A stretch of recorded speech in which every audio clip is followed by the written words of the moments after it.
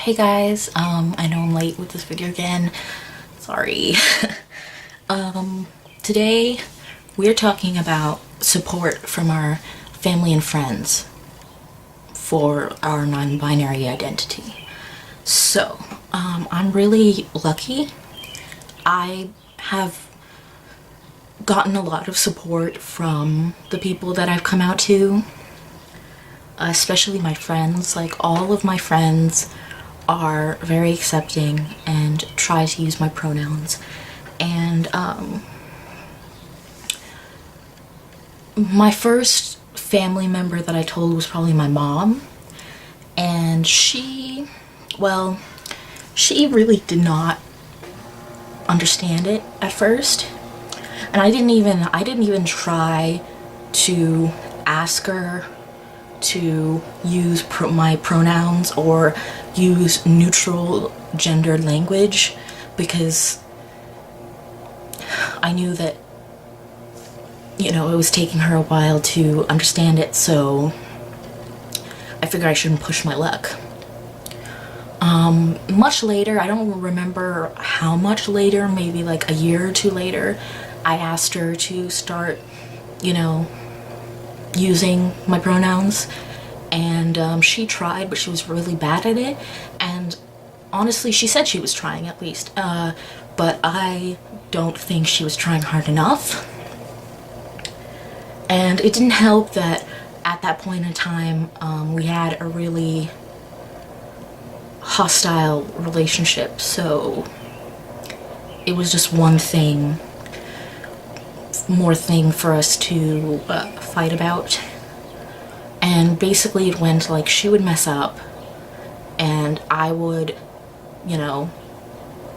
be annoyed and correct her, and then she would get mad at me for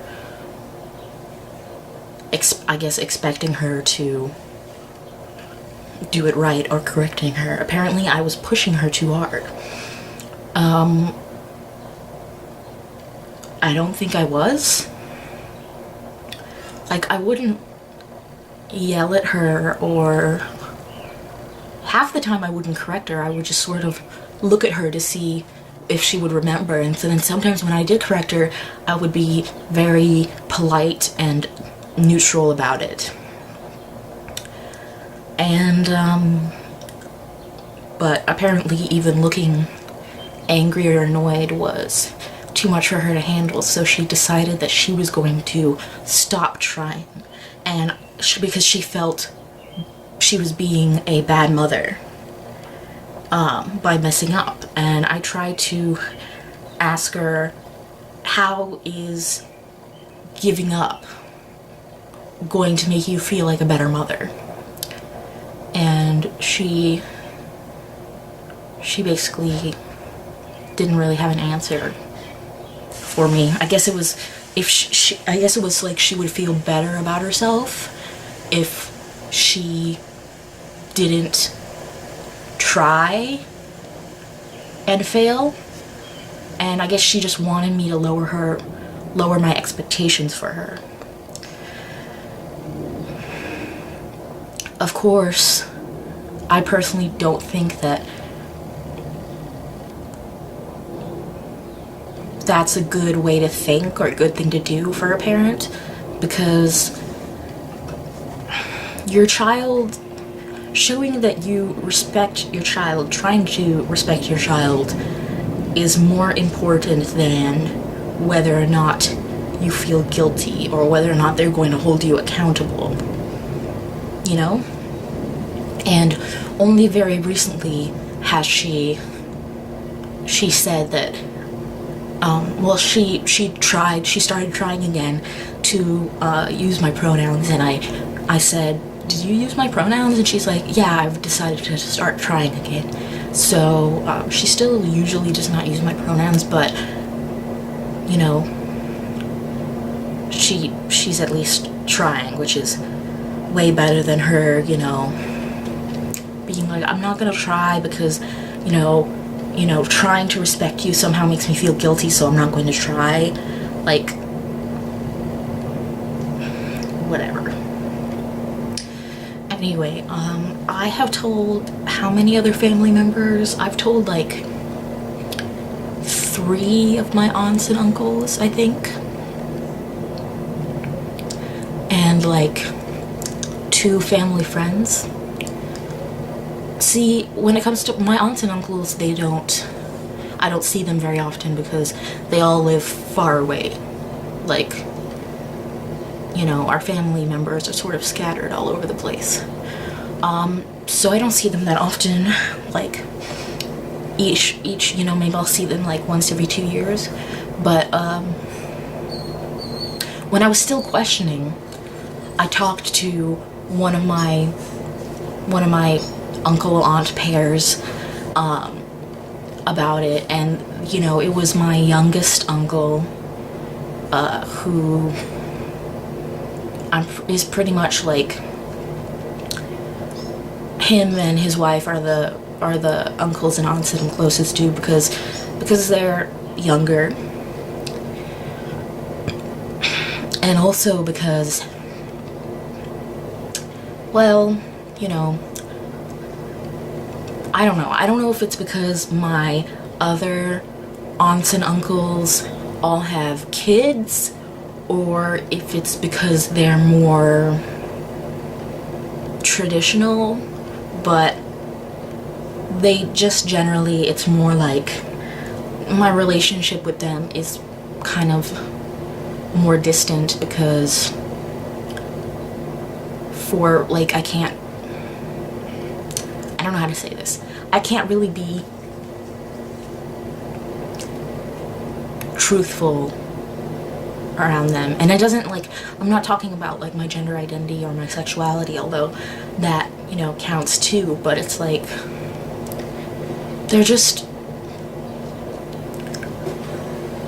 they're very like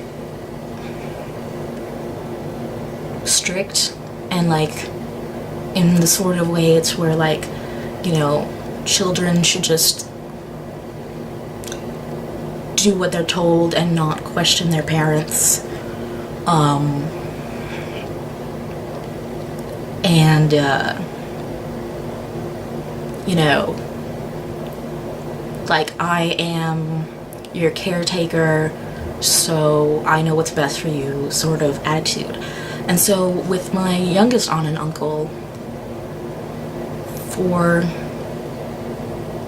you know, whether it's their age or because they're less traditional, I don't know, but I mean, they're not really, they don't have children, and they're, you know, closer in age to me, so they're not really, they've never really been my caretakers. Like, even if I'm staying with them, it's like, it's not very much like a child-parent relationship. Whereas with my older aunts and uncles, if I'm staying with them, it basically is. And with my mom, it's always been like,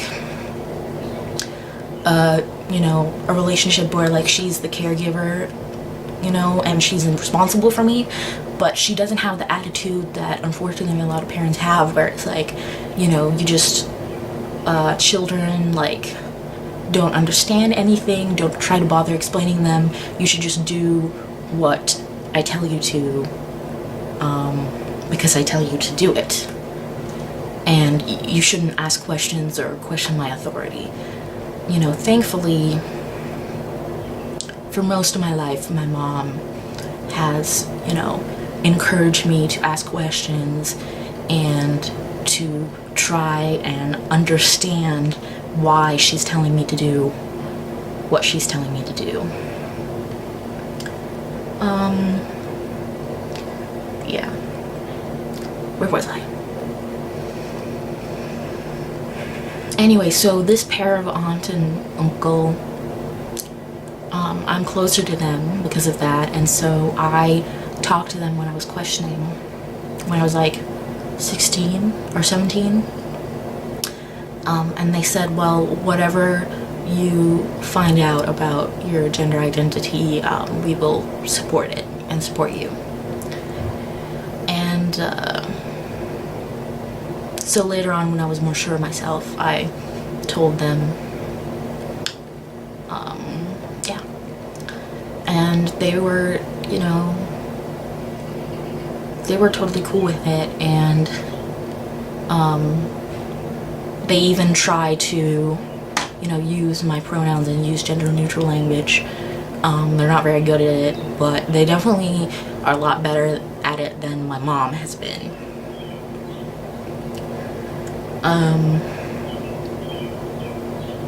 I told, like a year ago, came out to another one of my uncles, and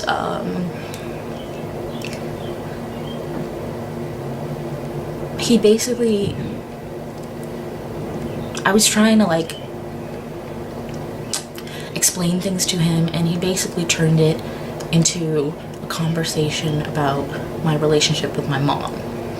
That whole situation was kind of a dramatic misunderstanding sort of thing, and so, you know, it makes sense that he wanted to talk about my mom in that context, and I don't really want to go into detail about it, but basically I like came out to him, and then he like started talking about other stuff, and then we never talked about it again. And I hinted that I wanted to tell my cousins, his kids, and he was like, no, they're too young for that kind of stuff, which I think is ridiculous. I think it's better to tell them as soon as possible so that they don't contribute, you know, to the transphobia in our society when they grow up. Like, it's the responsibility of parents not only to do what's best for your child, but to make sure your child grows up into a good person. And if you don't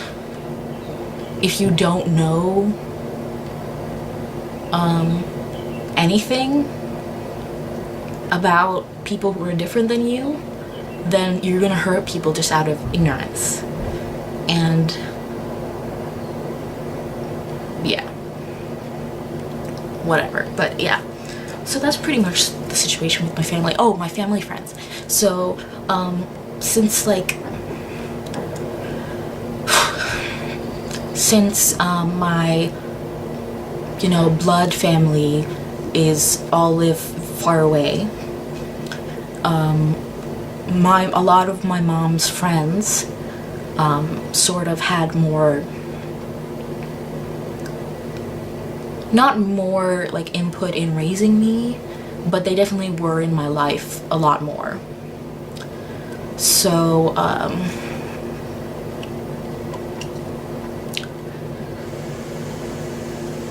yeah, so one of my mom's best friends, about like 2 years ago, so when I was 16 or 17, I was still questioning.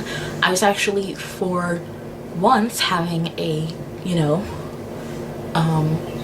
a conversation with my mom about it in the car, and, you know, like, she was, at this point she was still very confused, and I was trying to talk to her and, you know, share with her what I was feeling.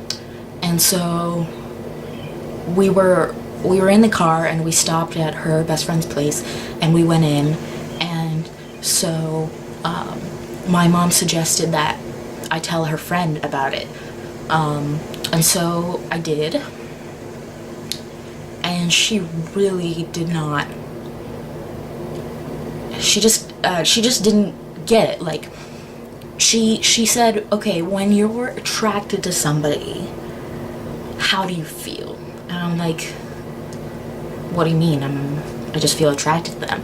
And she's like, yeah, but, you know, does it make you feel like a woman or a man? And first of all, I was like, I don't see what being attracted to someone has to do with me feeling my gender. Like, attraction to someone else, I mean, it doesn't really have anything to do with your own gender. And then also, she didn't seem to understand that I was thinking that I was non-binary, because I knew I wasn't a guy at that point. Because she was like, she just seemed to think that I was confused whether I was a woman or a man, which is not what I was saying. And I don't know, and she just didn't understand, so I was like, okay, whatever. After a while, I stopped trying to explain it to her, and I just never talked about it with her again.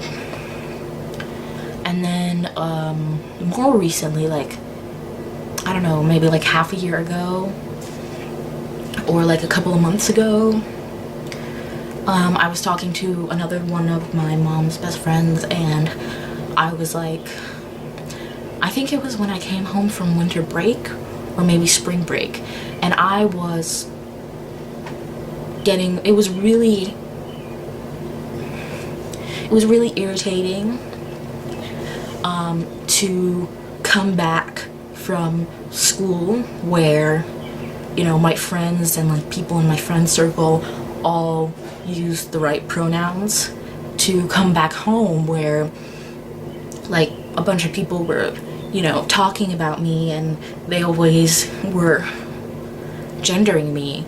And so I was like, I felt like he would be very accepting, so I was like, okay, this is really irritating, and I can, you know, I can take a step to stop this from happening, so I don't have to go through the rest of the evening, you know, keeping it all in. So I came out to him, and I don't recall like noticing whether he used my pronouns or not after that, but he understood a lot quicker than most people. And yeah, so that's family, friends, and I talked about family.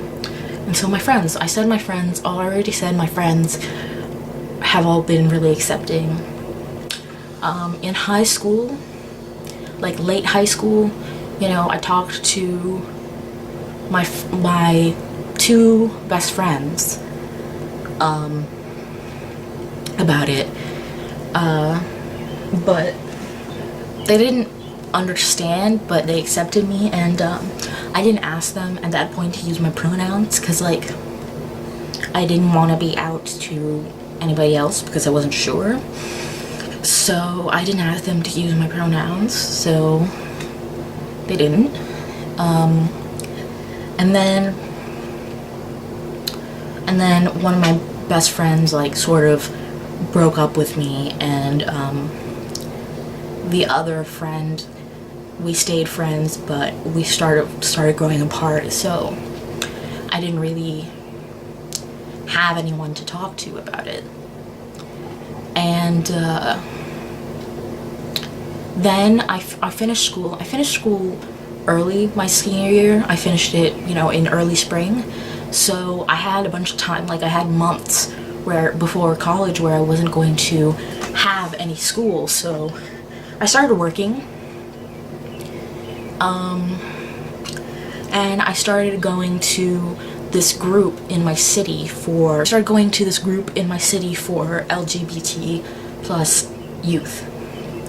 And there, I told people my pronouns, and I didn't often hear like other people use my pronouns, but see, the other trans people did use my pronouns, but the cis people did not. Like, it seemed like they didn't even try. But yeah, so I got to know some people. I didn't exactly make any friends, but I got to know some people. And then I went to college, and I decided that I was going to be out in college. So it worked out pretty well for me, because like most of my friends, I either met through my one friend, or I met from the LGBTQ center. So actually, my one friend, she was the first person I came out to, and I think it was because like we were talking for a long time, and then she mentioned that one of her friends was non-binary, or that she was, or one of her friends was queer, or maybe she told me she herself is queer, so maybe she came out to me. For some reason, like she said something that made me think, oh, this person is going to be accepting. I might as well, you know, come out to them first. So I did. And it was great. Like, she asked a couple of questions, and then I told her what my pronouns were, and then from then on she used them. And so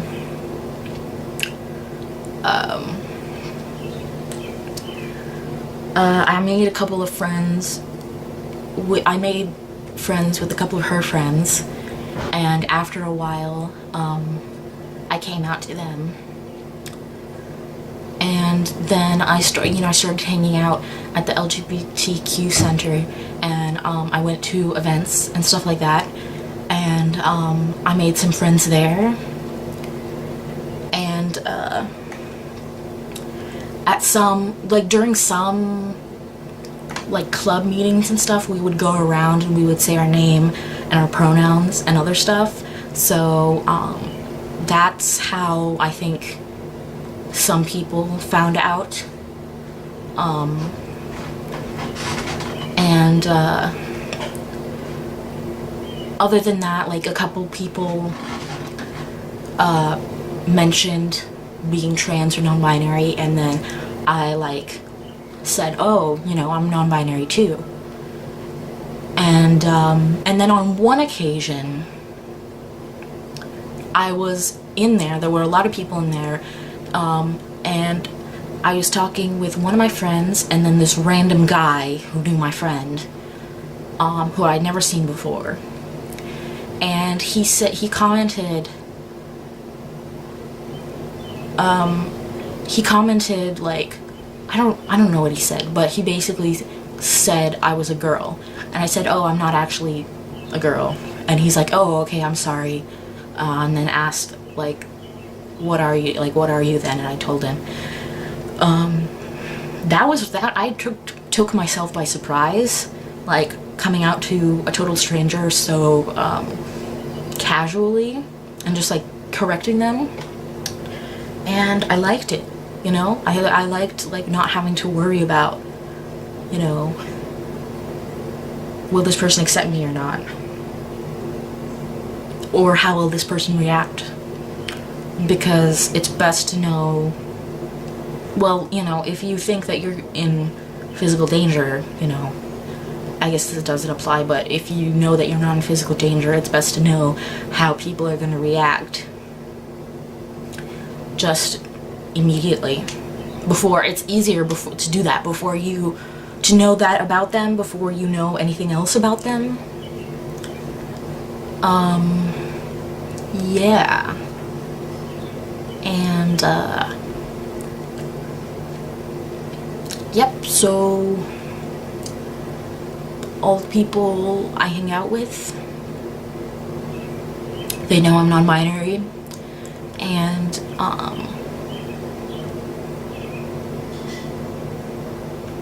as far as I can tell, they try really hard and do a good job of using my pronouns. I'm lucky because, you know, so I live in a pretty conservative state, but you know, for my state, my college is one of the most liberal, and it's an especially good place for trans people. Not necessarily compared to the whole country, but compared to my state, yeah. Like, that was one of the things. There was like a list of, you know, colleges that are good for trans people and have good policies regarding trans people, and my college is one of those. Which is which is a factor in me choosing it. So, yeah, I'm really lucky in that, my friends and family have been supportive.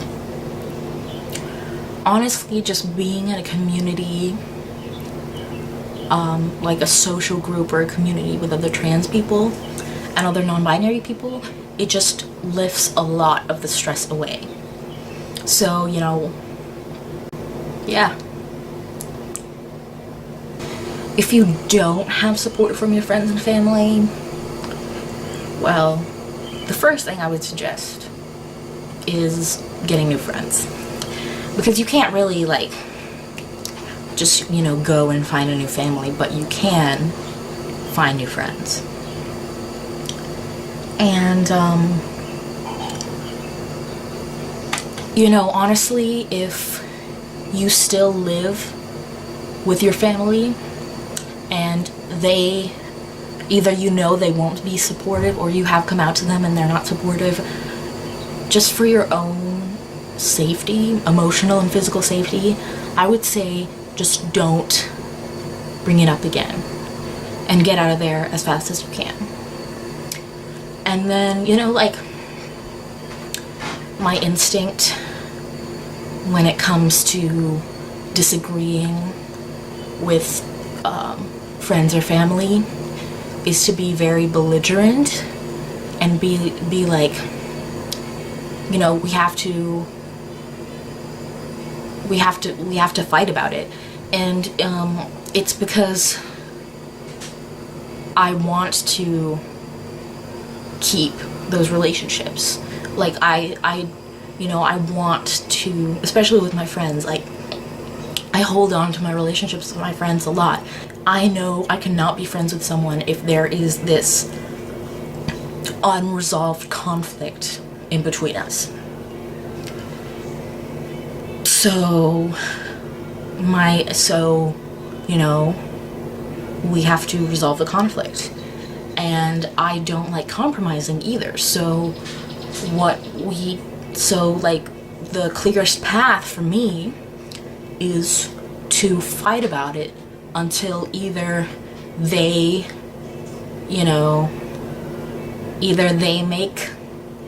change their stance, or I change my stance, or we both change our stances. Basically, we have to come together. One or both of us has to move from where we are to come together. And when it comes to things like this, where it's sort of black and white, because either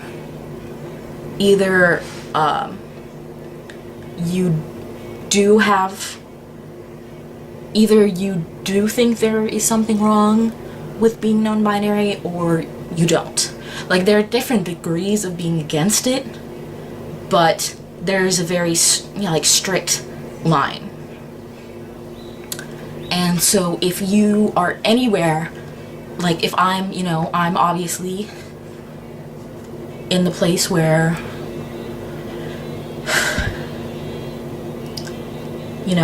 it's I want you to accept me. I want people to accept me and accept my identity. So if you are anywhere past the line, and in any way you have a problem with my identity, then I'm not going to, compromise. Because I think that all of us can agree that with this thing, when it comes to things like this, having prejudice against people, and accepting people's identities, either you're wrong or you're right. And if you think that there is something wrong with being non-binary, then you are wrong. There is only one right answer, which is that there's nothing wrong with being non-binary. So, in this case, if I was arguing with a friend or family member about this, my goal would be to argue with them until they see that there is nothing wrong. Like, they are the ones who are wrong.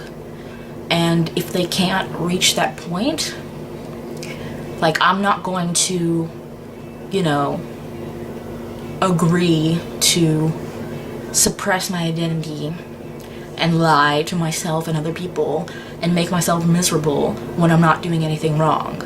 So, you know, if they don't want to fight about it, if they don't want to be confrontational, or if they just will not budge, then we're done. We can't, if it's friendship, like, we can't be friends anymore. If it's family, then we're not on good terms anymore. Yeah. But the thing is, with family, if you're living with them, it is really horrible to live with someone and not be on good terms with them. So I would suggest just not getting into it unless you live separately from them. And then if you do live separately from them, it's your choice. Like, you can, if you know, want, what I would do, if you might not be like this, but what I would do is issue an ultimatum. Either you accept my identity, or I'm not going to talk to you. Because when you're living on your own, you can choose whether or not to talk to people. Of course, it's a little complicated when, like, you're in my position. I'm a college student and I'm living on my own, but my mother is supporting me financially. So if my mother didn't accept me, and I still, you know, I would have to make the decision, like,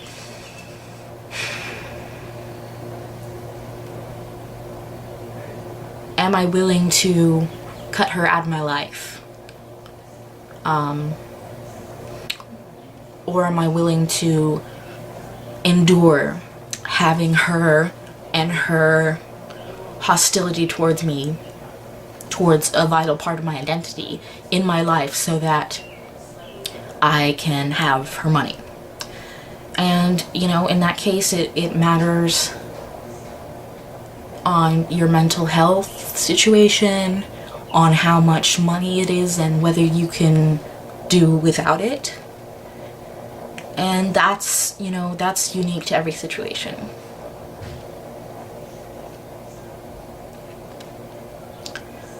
But, you know,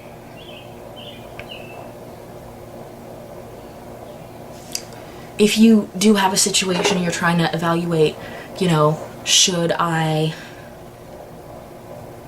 you know, should I take the step to be fully independent and have control over who is in my life, or not have to take that step, you know, still spend some more time being dependent, but then you have to deal with family members that aren't accepting of you in your life. I would just say that personally, I would go without a lot of luxuries, like, you know, eating out or buying new clothes, or like spending money on alcohol or other drugs. Like, I would go without that if that was the only way that I could be independent. But then you also need to keep in mind, like, are you capable of being independent? Like, right now, not right now, at certain points of my life, at certain points in my life where a lot of other people my age could be independent, I could not because of my mental illness. So if you have mental illness or physical illness or disability, things might be different.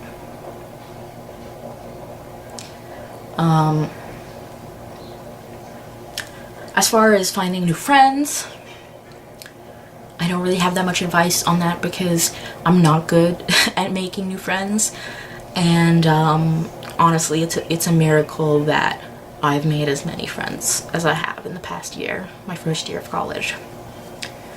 But do check out everybody else's videos, you know, maybe you'll find some advice there. And I really hope that if you don't have the support you need from your family and friends right now, that you will. And I think that, you know, I think that everybody is capable of finding that if they live long enough.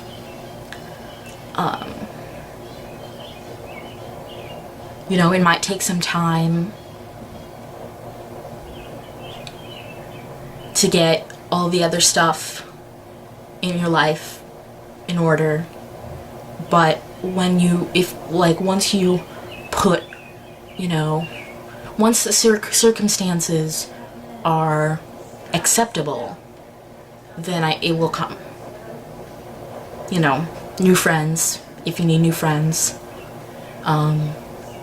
possibly acceptance from your family, but if not, a new family who accepts you for who you are, because everybody deserves that. Okay, bye guys.